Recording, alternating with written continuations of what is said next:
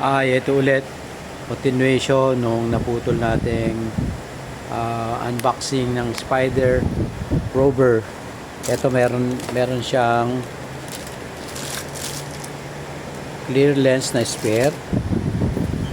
Ito muna natin yung bagong helmet. Ganda yung ano nila, oh, bigat.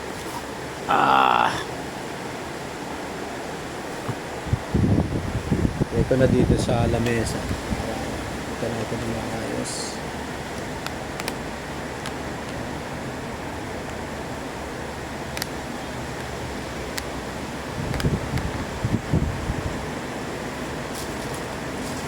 Oh. Yung tahon niya. Yan. Kasi gagamitin ko na kahit na ano. Ito yung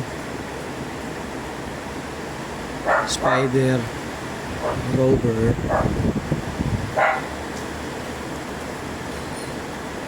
Ito yung kinabit ko kagabi na medyo matagal kong kinabit kahit first time.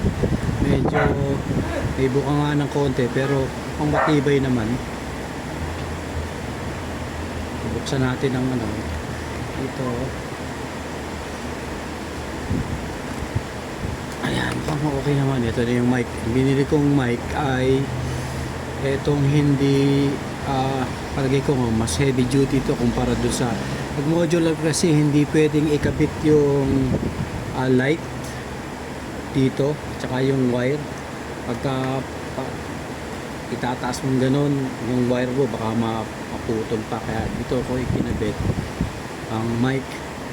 Gamit namin ito sa susunod na rides namin.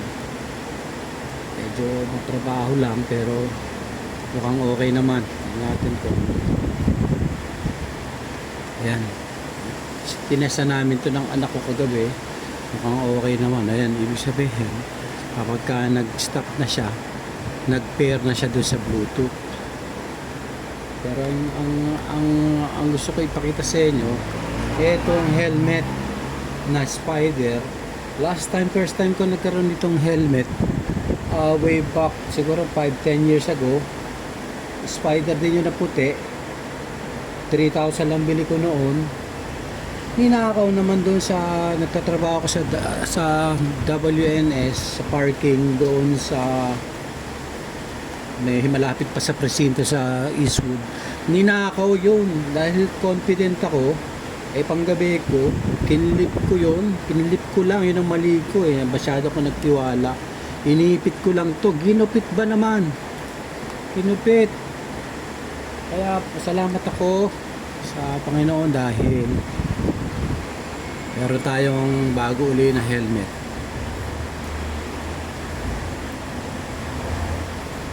Itong helmet na ito ay I wish na pagagamit natin ito ng mas matagal dahil makakapag vlog na tayo, makakapag simula na tayo mag-recording ng mga rides natin. Ito yung isang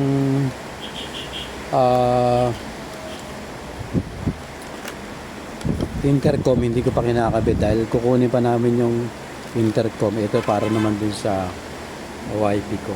Ito ikakabit ko dun sa para doon sa wifi ko na Spider din yung binili niya pero half face lang yun. Ito kakabit ko na lang doon sa ito yung mic at saka wiring niya para ganda susunod na rides namin. Gusto kong i-record to, hindi ko man dito i-vlog, at least may record ako na bago ko tanggalin tong sticker na to. Gusto ko may record muna ako ng bagong helmet. Yan. Kasi mahirap din yung full face. Pagka mag-inom ka, tatanggalin mo pa. At least ito, pagka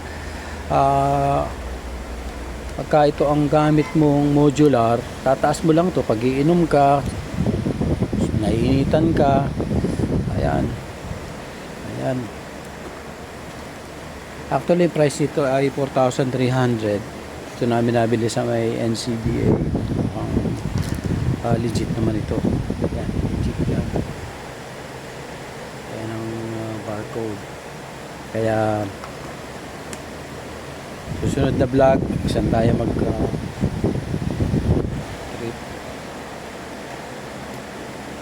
Ito plano ko rin ikabit itong para sa harap, pero pinag-iisipan ko pa kung kakabit ko na to dahil para sa aking mini active mini Brave 6. Medyo ano na nga ito pero I wish na makapag-record tayo na maganda dito. Susunod na vlog, idadali namin kayo sa mga magagandang location. Mag-adventure tayo gamit itong mga camera na to, at yung intercom na to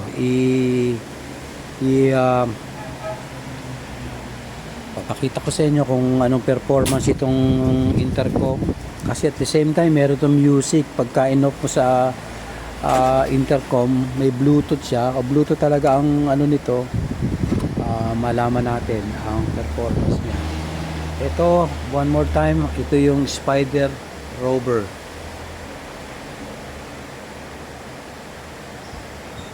Okay, Spider Rover. Large nga pala ito. Spider Rover. Next time yung para sa YT ko naman na Spider din, pero half face lang siya, blue. For the meantime, dito na lang muna tayo. This is Daddy Ted. Peace out.